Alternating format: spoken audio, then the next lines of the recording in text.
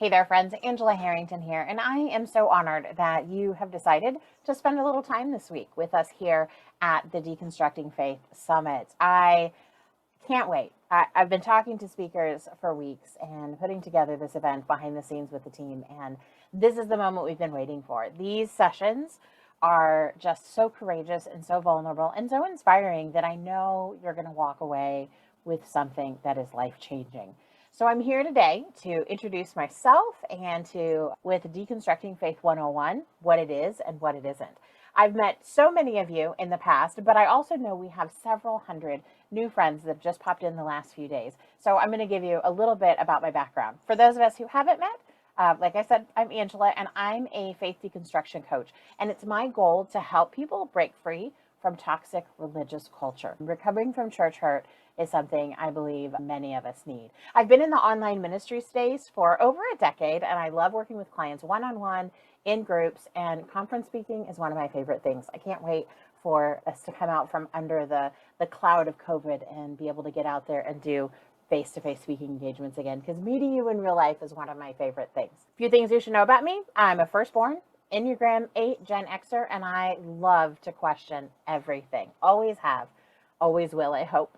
I hold a bachelor's from Indiana Wesleyan and a master's in leadership from Wesley Seminary. My grad research project focused on leadership development and opportunities for Gen X women in the U.S. church. And boy, was that revealing. That was a huge part of my deconstruction.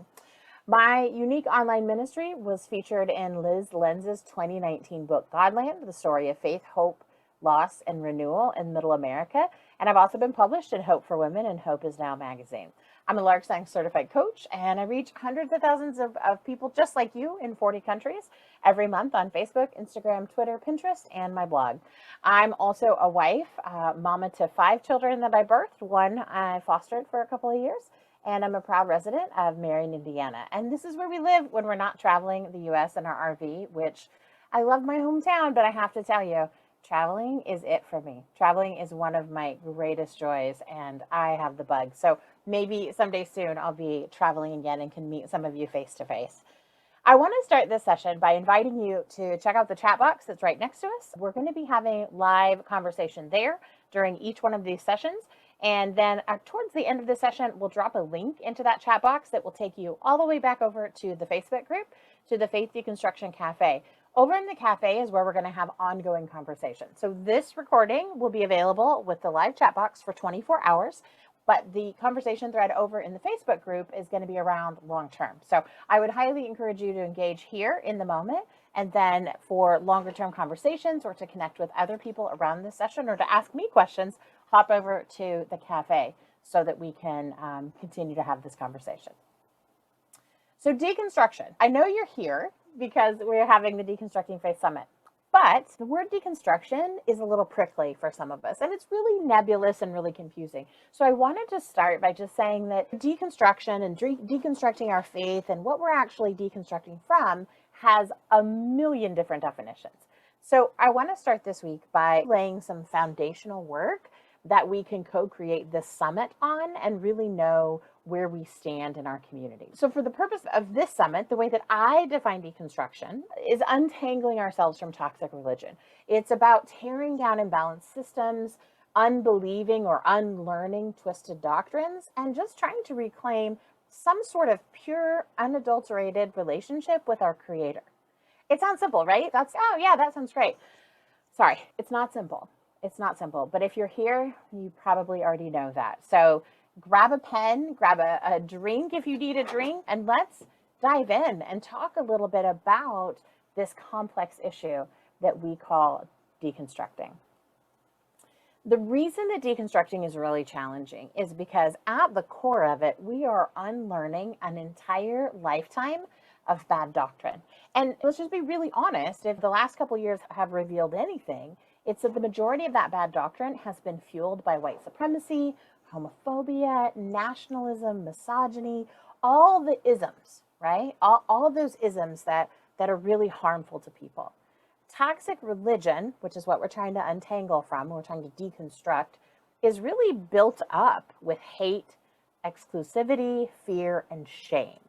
So if you think about this like a house, if we're trying to deconstruct a house, if we're taking a house apart, you start pulling paneling off the walls, you start pulling down drywall and trim, what we'll see in the church is a lot of toxic religion, a lot of exclusivity, fear, shame, a lot of hate, a lot of gaslighting. A lot of those are really just really dangerous, weaponized things.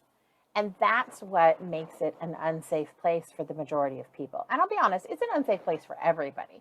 But the people who are in power tend to feel like they're stronger and better because of the control that they have over others. Convincing yourself that you are more holy or that you're worth more than others just because you don't blank, fill in the blank there, that's become an Olympic sport. Othering, right? Othering, like us versus them, me versus that other group of people, separating myself from us as a larger group of humans is othering. And saying that group over there, they're not really Christians. I get this all the time on social. Let me know in the chat if you get it too. But you're not really a Christian because you just referred to God as they. Or you just said that queer relationships and hetero relationships are equally valued by God. You're not actually a Christian. That's an example of the othering, right? They're othering people in queer relationships, and they're also othering me and saying, you're not really a Christian, you're actually a false prophet, you're a heretic, you're hurting people. You've probably seen that, and I'm sorry if you have, because it's really hurtful. It's really hurtful. And I think that a lot of people are here. I've seen a lot of your responses as you've come in and signed up for the conference and joined the group. And a lot of you, like, your intuition is saying, this isn't the church. This isn't the Christianity that I fell in love with. And telling you that that type of behavior, that othering, that toxic religion, that building up of toxic religion has no place in the church. And you're absolutely right. It does not. Is it common in the Western evangelical church? Absolutely. It is common. However, it's not supposed to be there. Take a deep breath, take a sigh, like, you're right. It is not supposed to be there.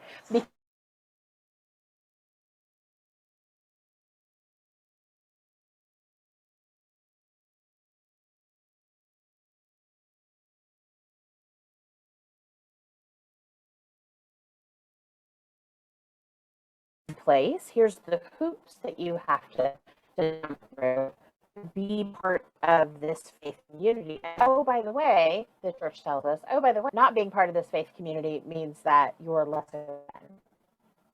It means that you're not actually connected to God, and it means a whole bunch of bad things about you. So the belonging is weaponized, and then the shame that gets turned on when we challenge the systems or when we look outside and say, maybe out there in the wilderness is a better place. That shame is deadly. That shame is really harmful, okay?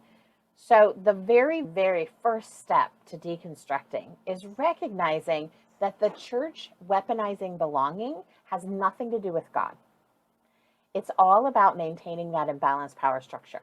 So call their bluff, jump ship, head into the wilderness, and start hitchhiking down this long and windy road we call faith deconstruction. And if you don't get anything else from this summit, I hope that you walk away saying, oh, I'm not the only one. There's a whole bunch of people out here who also see that the emperor has no clothes, who also see that the church that is preaching belonging and love and compassion is actually built their reputation and has built their house from exclusion and judgment and hate. Join us out here. But I want to be really honest with you. Deconstructing your faith from toxic religion is always going to be hard. I hope it gets a little easier as you go. But if I'm being honest, there are days where it's going to totally kick your ass, and all you're going to want to do is curl up with some herbal tea and Netflix for the rest of your life. But I can also tell you, there are going to be days where you feel such an intimate, intense presence of the divine that you'll be riding that high for days.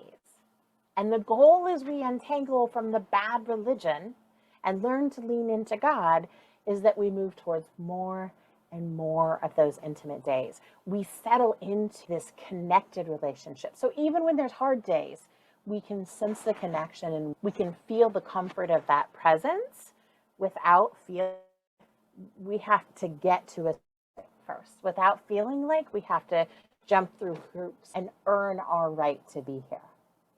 So I'm going to throw something out here, and it's something that I've learned, and I believe 100% everybody is going to agree with that. And it may be shocking to you, but in this summit, there's absolutely room for us not to agree on everything. Honestly, that's the way it's supposed to be in the church. So there are a lot of prominent voices that are talking about deconstructing your faith, who are saying that we deconstruct our faith and then we reconstruct. That deconstruction is tearing down all religion and all of the things that we believe. And when we get to the bottom of our deconstruction, there's probably no faith left. And then the next step is to figure out what we believe and to build it back up. I don't actually think they're getting that part. So here's what I've discovered. Okay, what I've discovered is that if it's actually toxic religion that we're deconstructing from, if we're getting to the root of it, if we're stripping away the bad doctrines, performative practices, all of those things, then when we get to the bottom, when we've deconstructed all of that, we don't have to reconstruct, because reconstructing is just building another slightly less toxic belief system. I know, let me know if you've ever had the same thought, but building the less toxic belief system doesn't actually move you to that place of intimacy. It means that you're healthier, your faith community is healthier than the one that you left, but it doesn't actually reconcile who we are and who God is and how those things overlap and where the connectedness is. And I would just challenge you to say, why would you go through all the work of deconstructing just to build a new system back up? Especially knowing that even when you get to the bottom, if there is a bottom, even when you get to the air quotes bottom, you're still going to have biases. And we're going to still have privilege that we have to work through, because that's a lifelong process. So imagine what you would have built a decade ago with the privilege and biases and limited experience you have. Do you see how much you can see? Maybe you were a planter, maybe you, like me, did online ministry, and you could see the difference between now and then. Well, imagine where you'll be in a decade or 2 or 3 decades, looking back on today and saying, yeah, I thought I knew what I was doing, but I can still see where the privilege and the bias and some of those false doctrines had a hold of me. So why would we use this position? Why would we use what we know now to rebuild a new system, knowing that system is still going to be harmful? So I want to be super clear here. I'm not talking about anarchy. I'm not talking about chaos. I'm also not talking about giving up the church altogether, because I 100% believe a healthy faith community is supposed to be part of our lives. I think it makes us better, and I think it helps us connect to God. I think it helps us connect to each other, and I think it helps us connect to ourselves too when we're in that healthy space. But instead, I'm not saying all this. So what I'm saying is deconstruction is enough. You don't have to reconstruct something, because after tearing down all of the unhealthy parts of religion, we get to just take a deep breath and look around at what remains and ask, what is divine? What here is divine? Because God, the divine, the creator, or whatever name touches your soul, the creator of all things, doesn't need a human to build them. God doesn't need a human to exist in. They just are everywhere, every time, without fail. In the words of the great theologian Randy Travis, forever and ever, amen. And here's what I want you to get, okay? The divine is all around us all the time. Whether we make the connection or not, there's a presence, okay? And the cool thing about recognizing that we don't have to build a structure, we don't have to build a system for the divine to exist in, is that we get to step back and say, oh, God is actually inviting us to engage with them as we are. No pretenses, no hoops to jump through, no hiding our true selves, No pretending we don't have feelings. No hiding those deep doubts that most of us walk around with on a daily basis. And we have an unquenchable longing to be loved. And we don't have to pretend like that's not important to us, because all of those things are true for every single human being. So we don't have to pretend that we're not mad about injustices. We don't have to pretend that we're insecure and we don't understand all of the things. We get to just be. And I'll be really honest with you, being with the divine without the pressure to perform is the greatest gift of a deconstructed faith. And I tell you this as a recovering overachiever, as someone who has spent her entire life trying to get an A plus. Not just 100%, but like I want the 102%. Because I learned that's how love was shared. That's how love was earned. That's how connection and family and relationships developed. You had to show up and prove your worth. So being able to sit back and say, the wisest, most loving being in the universe, in all the universes, says, I get to just show up, is revolutionary. And if you're not there yet, that's okay. I want you just to close your eyes for just a minute and imagine how freeing it will be to show up and say, where is God showing up in this moment?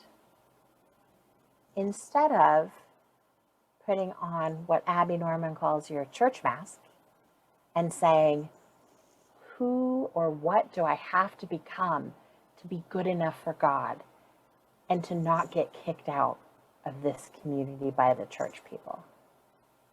Isn't that, there's a tremendous difference there, right? Like we don't have to go out and seek God in those unhealthy church environments. Is God there? Absolutely. Absolutely. God is everywhere. God is everywhere.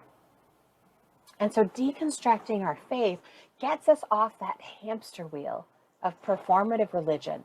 And it helps us connect to the God who exists in the breath of every living thing. Even on our worst days, every living thing was created by God.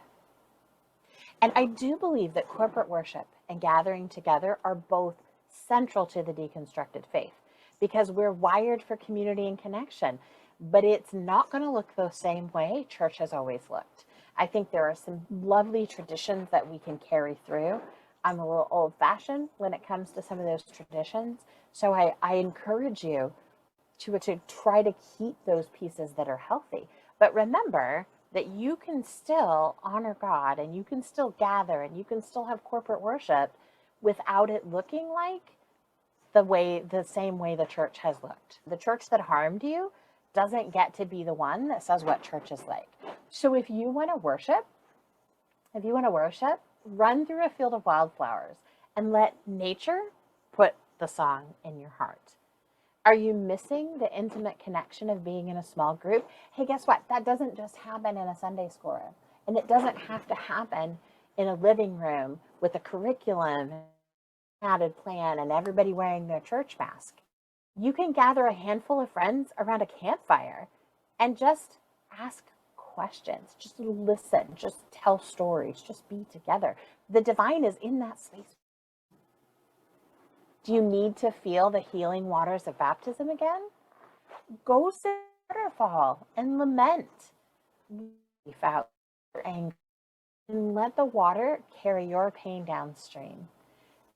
Trust that even without the traditional baptismal and the pastor and the words and all the things, that in that space, God is present and hearing your cries. The Bible is really important, but the Bible has been one of those things that is really weaponized. That's one of the most risky things that we can do as we can deconstruct our faith, is say, I actually want to stay connected with the Bible. So here's what I'm going to encourage you to do. Read the Bible. If that's where you're at, keep reading the Bible, but pick a different translation. And also read some supportive works that challenge you to challenge what you've been taught about the Bible.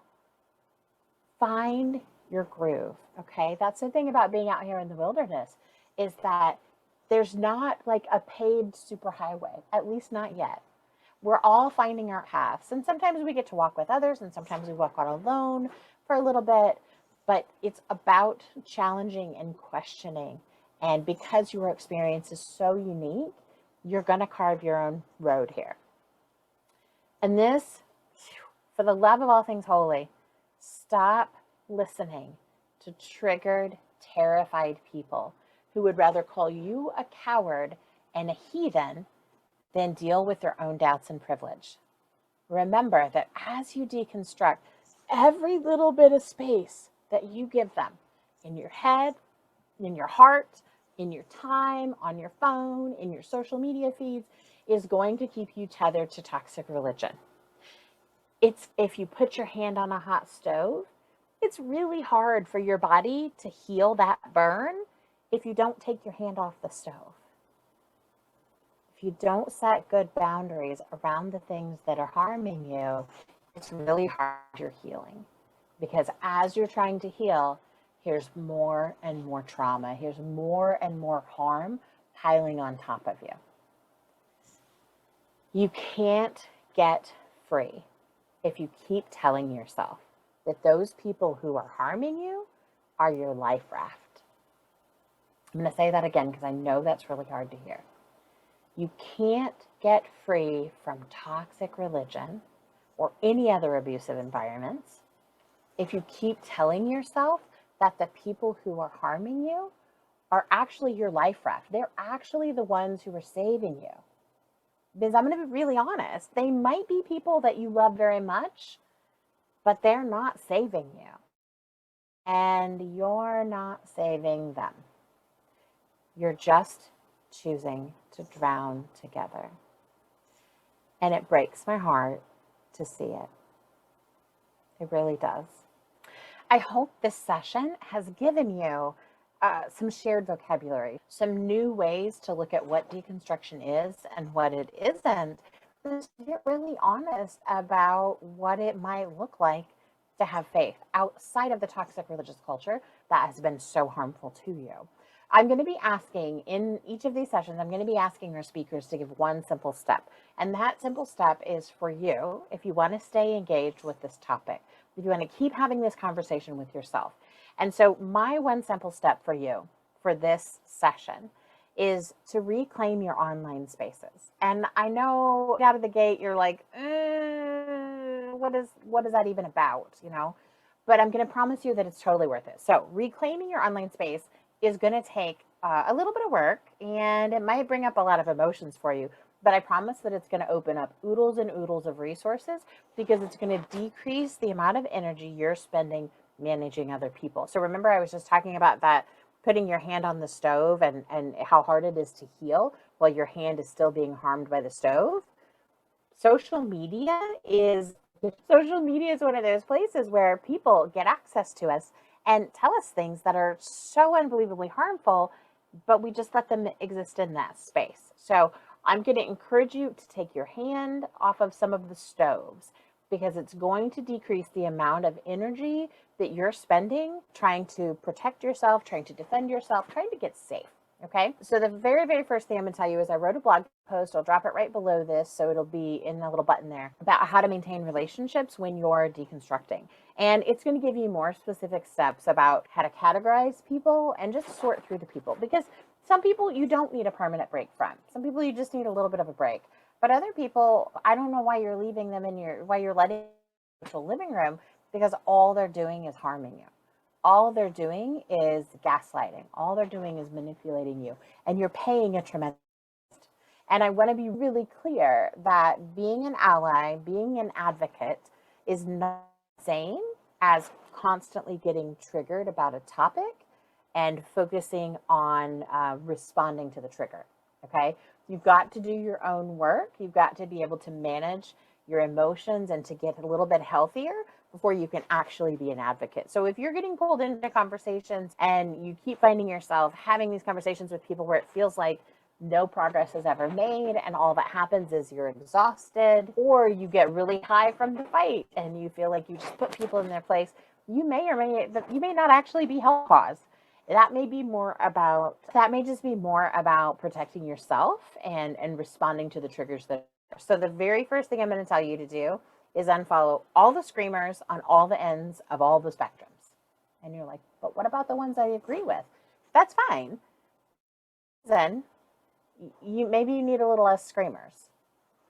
Okay? Because what we know about the brain is that when you're constantly getting triggered, it's really hard for your body to get into a resting state. So take a step back from some of the triggers. Even the people whose positions you totally believe are like you're totally in line with, if there's a lot of fights happening on those pages, or if their followers are screaming, or if they post something about a particular topic and you get really pulled into the comments and it just drains you, step back. You can always go back later. But for right now, we're trying to build a little space between you and the chaos so that you could do the work on yourself. Okay?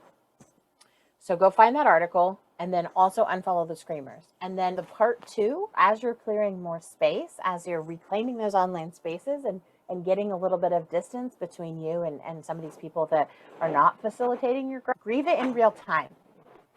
Grieve what you're losing in real time. It really sucks to take a step back from people that you care about just because they don't see they're not able to join you on the trip right now. But I'm going to encourage you to take that step anyway, and then make sure that you don't pretend that it's no big deal. Okay? Deal with the hurt, deal with the pain. I lost last year when I started talking about Black Lives Matter and working through I lost some people who were really spiritual mentors to me. Early on in my adulthood, they came in and filled the role of spiritual grandparents, and we don't talk anymore. And I grieved that for a very long time, and also have found my way to the other side of it, where now I can talk to you about it. Now I'm not triggered when I see them pop up online or they live in my community.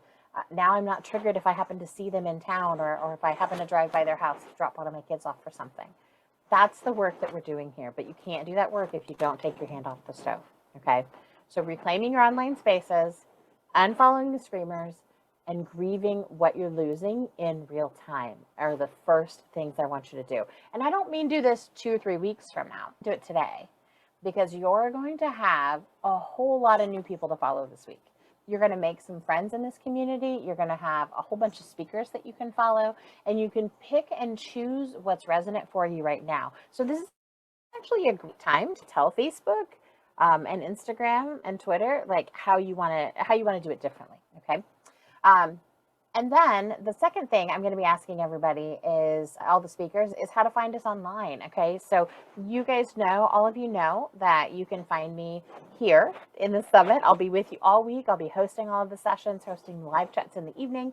And then we've got our workshop coming Friday night that I am super excited about. But the easiest way to find me is Angela J. Harrington. AngelaJHarrington.com is my website. That's where all my blog posts are. I also host the Faith Deconstruction Cafe, so you can tag me in there if you have questions or if you want to connect over something. And the easiest way to continue this work after the summit is over is I have a course that's going to be starting next week, right after the summit. And it's just the Deconstruct Your Faith course. And we're going to spend 7 weeks together. You're going to get a little bit of pastoring. You're going to get a little bit of coaching. And you're going to get a whole lot of support and freedom to ask really messy questions. So it's a group cohort. It's 100% virtual, which is great because that allows us to not have any travel. So stay tuned. We're going to be talking about that a little closer to the end of the week, and I'll be able to share the page with you. But I would love for you to be able to step into that space, especially if you've already done the work of extricating yourself from your unhealthy relationships. I would love to invite you into a space where we can start developing healthy relationships. So we can start holding space for you to grieve and to be able to navigate those things. So I would love to say that the course is going to give you a 10-step checklist, and by the time you get through the end of the course, everything will be fine in D&D. But that's not how deconstruction works. What I can promise you is that if you show up, I will teach you some skills and teach you some practices that are going to help you deconstruct exactly how you need to, not how anybody else says you should, but how you need to deconstruct, and hopefully find just a community that's really supportive and allows you to do this work, do whatever work you need to do on your own without actually being alone. without actually feeling like you're the only person that's wandering in the wilderness. I want you to feel supported. So stay tuned for that. There's a button right below that'll take you to that sales page for more information. And I'd be happy to answer any questions that you have.